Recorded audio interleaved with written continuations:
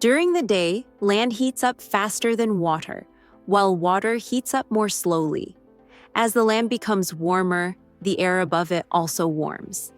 Warm air expands, becomes less dense or lighter, and rises upward.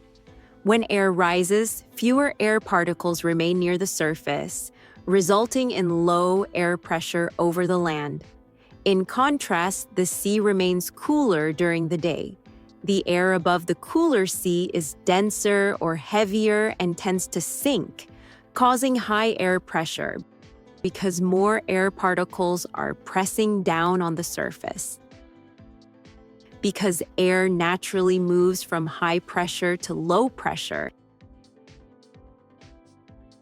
the cooler, denser air from the sea flows toward the land to replace the rising warm air. This daytime cycle, where warm air rises over land and cooler air from the sea moves in, is called a sea breeze. It is called a sea breeze because the wind blows from the sea toward the land. As a result, coastal areas are cooler during the daytime because the incoming air from the sea lowers the temperature of the land.